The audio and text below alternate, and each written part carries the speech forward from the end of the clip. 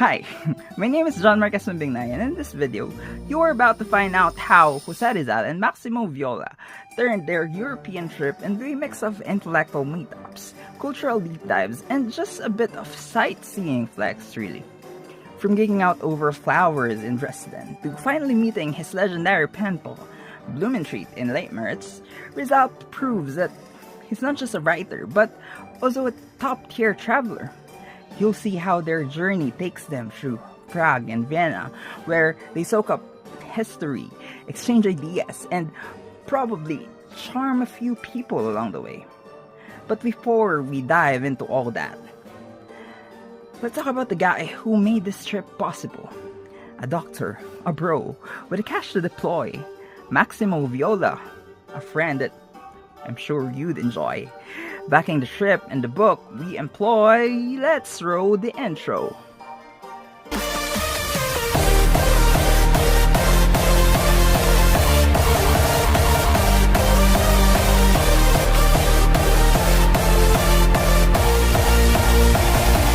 So, Viola was born on October 17, 1857 in Santa Rita, San Miguel, Bulacan.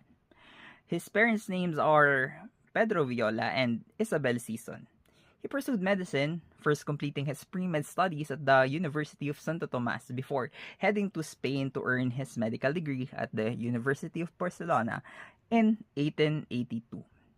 So, Viola was basically the savior of No Me Tangere, one of the most important books in Philippine history. When Rizal was dead broke in Berlin and on the verge of scrapping the whole thing, it was pure luck, or maybe even fate, that Viola happened to be traveling there too. Seeing the genius in his friend and refusing to let that go to waste, Viola stepped in and lent Rizal the money he needed. With 300 pesos from Viola's pocket, No Me Tangere finally saw the light of the day, with 2,000 copies printed in 1887.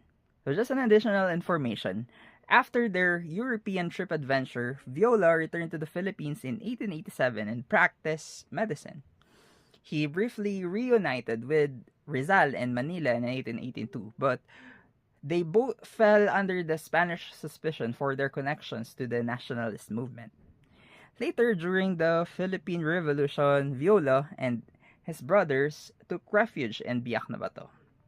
And actually, his troubles didn't stop there.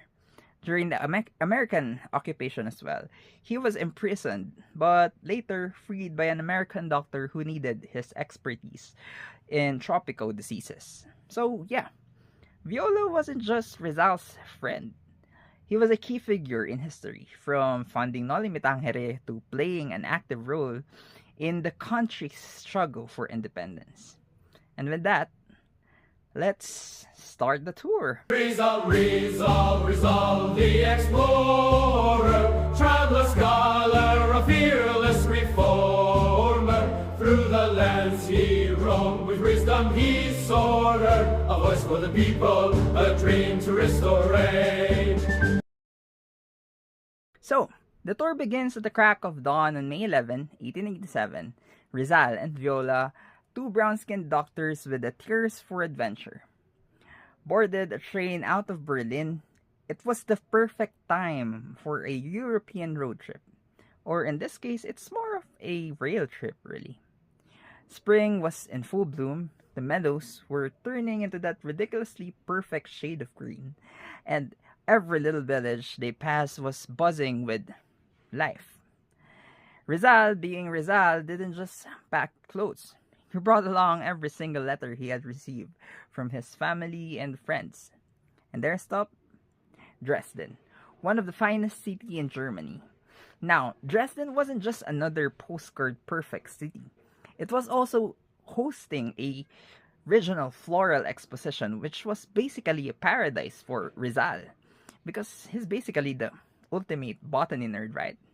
He marveled at the stunning plant varieties, while Viola was probably just enjoyed the sights. But plants weren't the only thing on their itinerary. They also dropped by the home of Dr. Adolf B. Meyer, who was absolutely thrilled to see them. And because no Rizal trip was complete without a deep artistic moment, Rizal found himself mesmerized by Prometheus Bound in the Museum of Art, a painting that brought him back memories of a similar piece he had seen in Paris. Then, while casually strolling through the exposition, they ran into Dr. Yagor, the same guy who had traveled to the Philippines and written about it.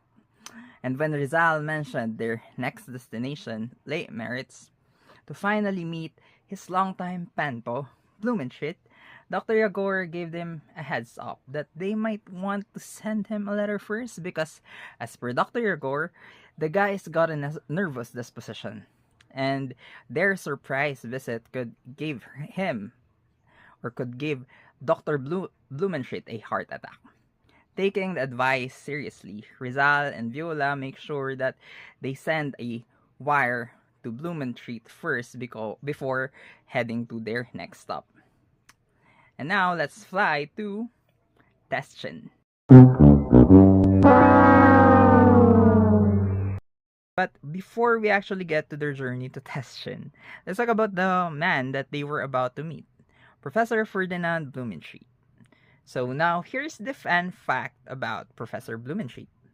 He was basically an expert about the Philippines despite never having set a foot on the islands. His fascination with the country actually started when he discovered that one of his great or maybe great grandparents had ties to the Philippines. That little ancestral connection sparked his deep curiosity, leading him to study the Philippine culture. He didn't just stop at learning and studying, he also wrote books and articles about the Philippines, which, funnily enough, ended up catching the attention of none other than Jose Rizal. Rizal, ever the intellectual, was intrigued by Blumentritt's work. And that's how their legendary correspondence began in 1886. Over time, Blumentritt became one of Rizal's most trusted confidants, despite the fact that they only met once in person, but their friendship wasn't just built on letters. Blumentritt actively supported Rizal's literary work. He translated a chapter of Noli Me Tangere into German and even wrote a preface for El Filibusterismo. And here's a twist. He didn't actually want El Fili to be published because he feared that it would get Rizal into serious trouble.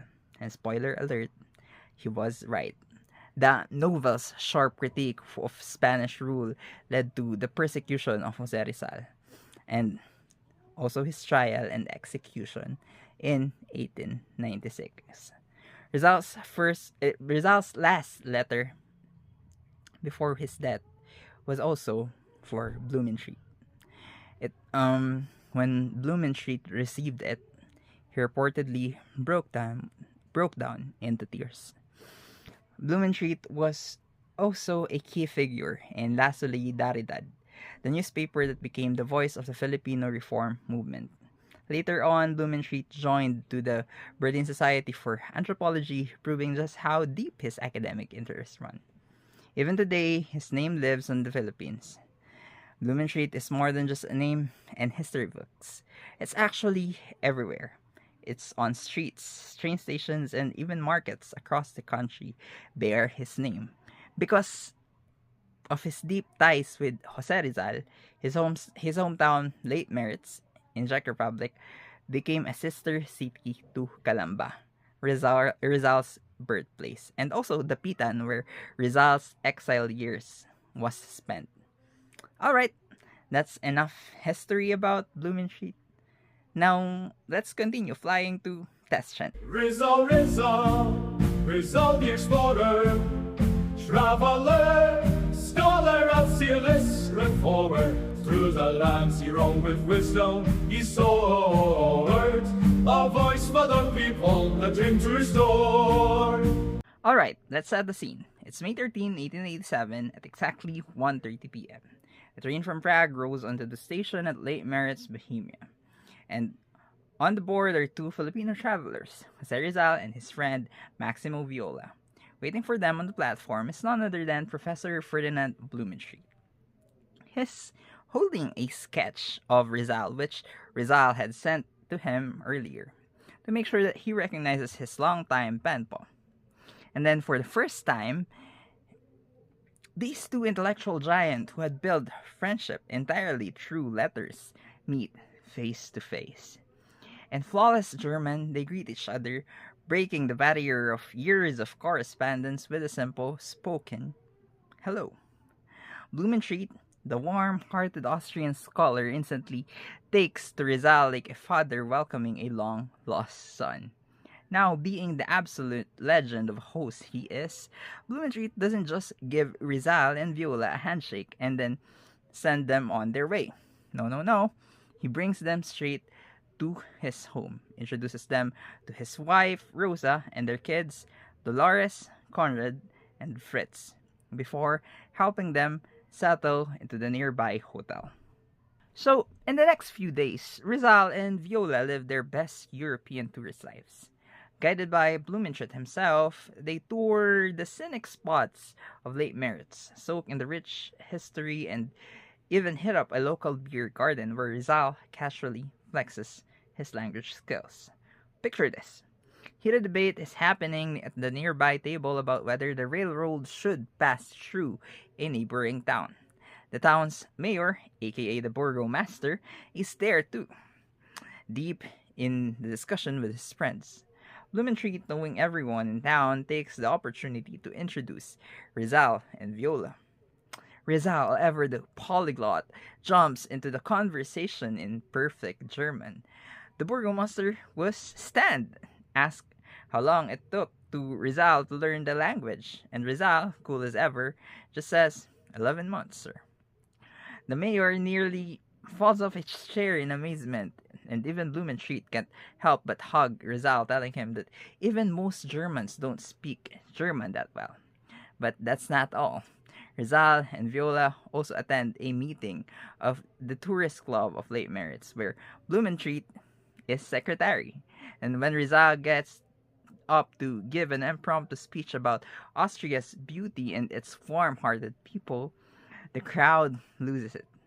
They cheer, they clap, and they walk away completely enchanted by the eloquence of our hero. Touched by Blumentritt's kindness, Rizal paints a portrait of him as a token of gratitude. Blumentritt is absolutely honored. As if that weren't enough, Blumentritt also introduced Rizal to some top scholars of Europe, including Dr. Carlos, which is a renowned Polish scientist, and Professor Robert, which is a celebrated naturalist. But like all great things, Rizal and Viola's stay in Lake Meritz must come to an end. On May 16, 1887 at 9:45 a.m., they board a train to continue their journey. Blumentritt, with his wife and their children, are all at the station to see them off, tears streaming down as the train pulls away. Rizal never forgets Lake Meritz. In a letter to Blumentritt from Vienna, he writes about how he and Viola are heartbroken to hear that little Rita is sick, recalling her bright blue eyes and infectious laughter. In another letter from Braun, Australia, he reflects on how deeply he cherishes his friendships in Lake Meritz, writing, "I am at heart an inhabitant of Lake Meritz, just as yourself are a Filipino in sentiment." And then, because Rizal is Rizal, he casually remembers that he left his diamond stick pin at a hotel. Oopsies. Priority. Anyway, let's still continue the journey, I guess. Your spirit stays with me wherever I go. A friendship so true, it will always glow. Goodbye, Blumentritt, but don't forget, in my heart and mind, you're with me yet.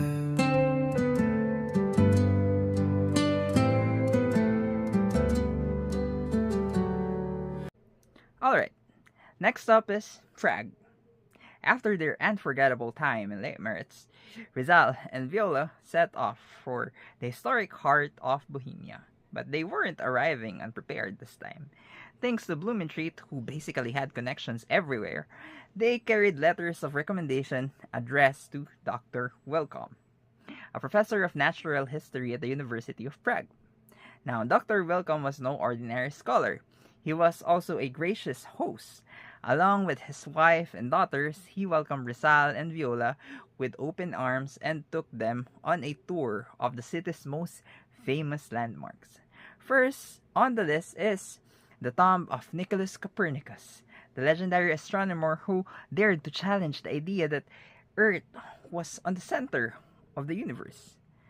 One can only imagine Rizal, a scientist in his own right, standing before the tomb, perhaps reflecting how radical ideas, whether in science or politics, could change the world. Then they explored on the Museum of Natural History, taking in the wonders of science and nature. Not stopping there, they also visited Prague's bacteriological laboratories. Because, well, what's a trip without some microbiology, right?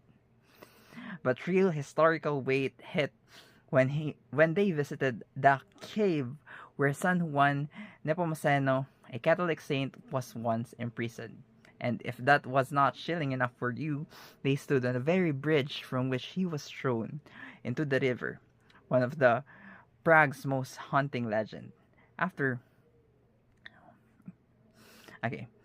soaking in all that history and saying their farewells to Dr. Welcome and his family, Rizal and Viola continued their journey to Braun, but according to Viola, nothing particularly important happened in that city. So either the city was not exciting or maybe nothing could top the beer gardens, intellectual debates, and heartfelt goodbyes of late Meretz. So I guess we will skip that part and we will go to the next adventure. Vienna, oh Vienna, queen of the Danube so grand. Golden lights, waltzing nights, where history takes a stand. Okay. After their brief stop in Brunn, Rizal and Viola arrived in Vienna on May 20, 1887. If Prague was a city of history, Vienna was a city of elegance. Nicknamed the Queen of the Danube, Vienna was a place of grand architecture, religious icons, world-famous waltzes, and an atmosphere that seemed to hum with artistic and intellectual energy. And for someone like Rizal and Viola, who had an eye for beauty and mind for great ideas, Vienna was absolutely fascinating. Of course, Rizal and Viola once again didn't just wander into the city without a plan. Thanks yet to another letter of recommendation from Professor Blumentritt, they got to meet one of the greatest novelists in Europe at that time, Nordenfels. Now, Nordenfels wasn't just any writer. He was a major literary figure, and meeting him was a big deal. And then, the best part, he was seriously impressed by Dr. Jose Rizal. And years later, he would still talk about Rizal's brilliance, calling him a genius and speaking of brilliant things about him. And, okay, remember that diamond stick pin Rizal accidentally left behind at hotel in Lake Meretz? Well, it had quite a journey of its own. A maid found it and gave it to Blumentritt.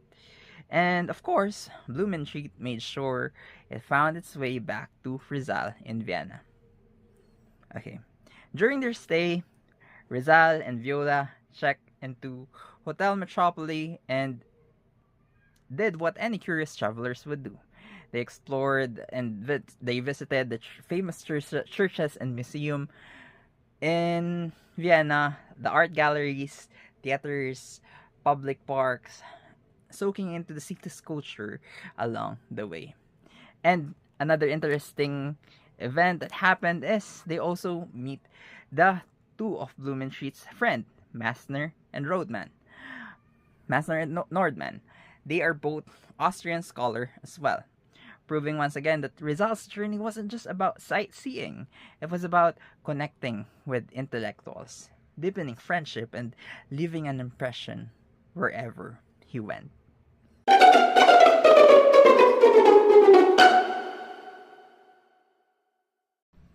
After exploring Vienna, Rizal and Viola weren't done with the wonders of Austria just yet. On May 24, 1887, they decided to take a riverboat along the Danube, one of Europe's most famous rivers. And as always, Rizal observed everything. He took note of the barges carrying goods, the vibrant flowers growing along the banks, the families living on boats, and the charming villages that dotted the riverside. But you know what really caught his attention? Paper napkins. Yep, it was the first time he had seen them, and he found them fascinating. Viola, ever the practical traveler, pointed out that they were actually more hygienic and economical than cloth napkins.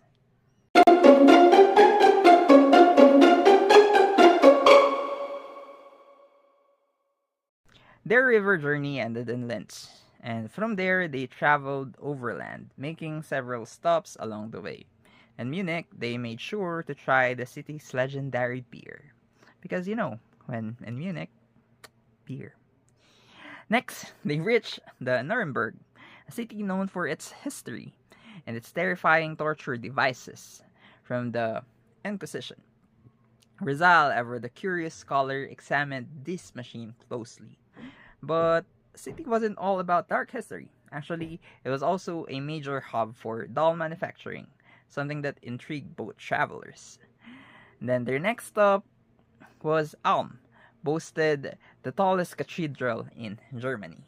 Naturally, Rizal and Viola climbed to the top, except Viola had to stop twice to rest, while Rizal made it in one go without breaking a sweat. Classic Rizal moment. And from there, they continued to Stuttgart, Baden, and finally the Rainfall, home to what is considered the most beautiful waterfall in Europe. Standing before the roaring cascade, Rizal and Viola took in the breathtaking view, marking yet another unforgettable stop on their European adventure.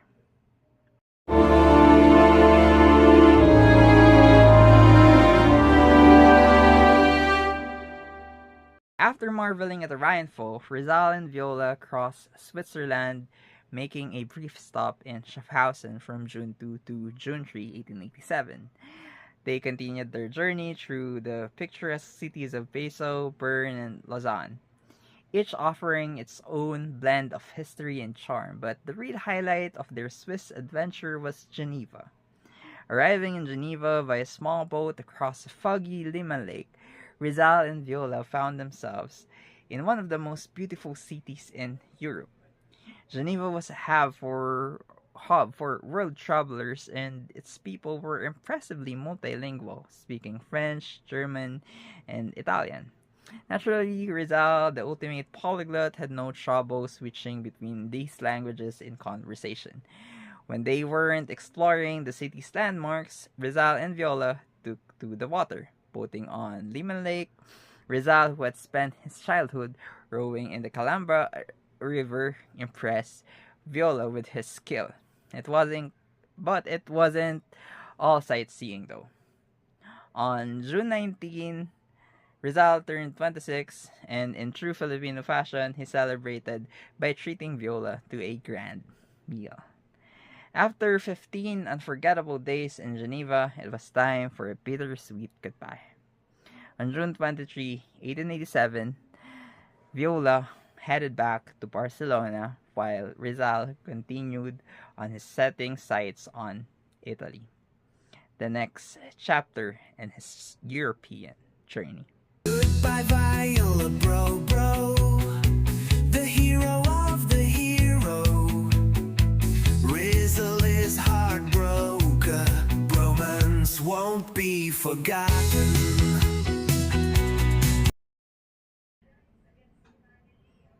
As Rizal continued his European journey, enjoying the beauty and culture of Geneva, he received news that instantly soured the experience.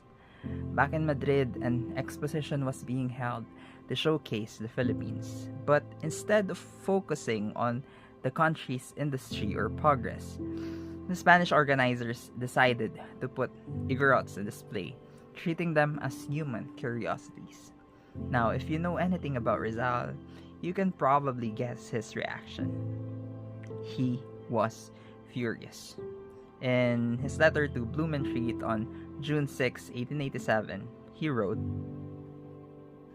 "My poor compatriots, who are now being exhibited in Madrid, are mocked by Spanish newspapers except El Liberal, which says that it is not consistent with human dignity to be exhibited side by side with animals and plants. I have done everything possible to prevent the display of this degradation of men of my race, but I have not succeeded. Now, one woman died of pneumonia. The Igorots were housed in a baraka, and still, El Resumen still make mean jokes about it." Rizal wasn't just angry, he was heartbroken. And you know what? The way I see it is that for him, this was not just about the Igorots. It was about how the Spanish viewed Filipinos as a whole. Instead of recognizing their culture and dignity, they turned them into a spectacle. Rizal had spent years of fighting for respect and equality, and yet here was the proof that his people were still seen as nothing more than an amusement.